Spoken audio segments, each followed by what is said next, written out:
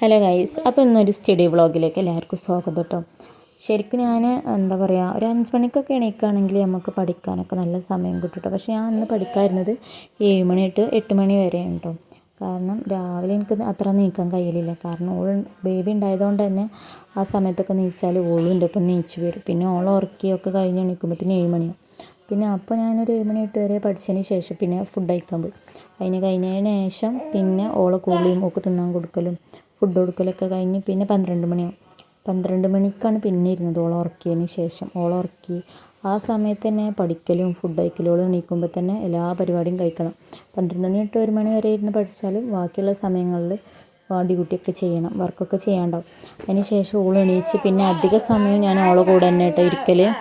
ഓളെ കളിപ്പിക്കലും ഓളെ കൂടെ അങ്ങനെ കുറേ ടൈം സ്പെൻഡ് ചെയ്യും. കാരണം ഈ സമയത്ത് നമുക്ക് ഓലെ കൂടെ ഇരുന്ന് കൊടുക്കണമല്ലോ, ആ പ്രായമല്ലേ. അതിന് ശേഷം വൈകുന്നേരമാണ് പിന്നെ ഓളൊന്ന് ഉറങ്ങും.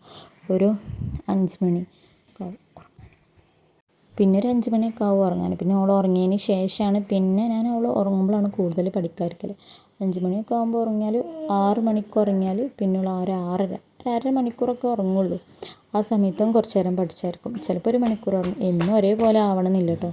ഒക്കെ സമയം മാറി മാറി വരും. അപ്പോൾ ഓൾ ഉറങ്ങുന്ന സമയത്താണ് ഞാൻ കൂടുതൽ എന്താ പറയുക പഠിക്കാനായിട്ട് ഇതാക്കൽ. പിന്നെ 6 മണി തൊട്ട് ഒരു 7 മണി വരെയൊക്കെ പഠിച്ചാൽ പിന്നെ രാത്രി 10:30 10:45 മിക്കവാറും ദിവസങ്ങളിലും ഞാൻ ഓളെ നേരത്തെ ഉറക്കാൻ നോക്കും കേട്ടോ. കാരണം 9:30 കിടന്നാലേ ഓൾ 10 മണിയാകുമ്പോഴേലും ഒന്ന് ഉറങ്ങി കിട്ടുള്ളൂ.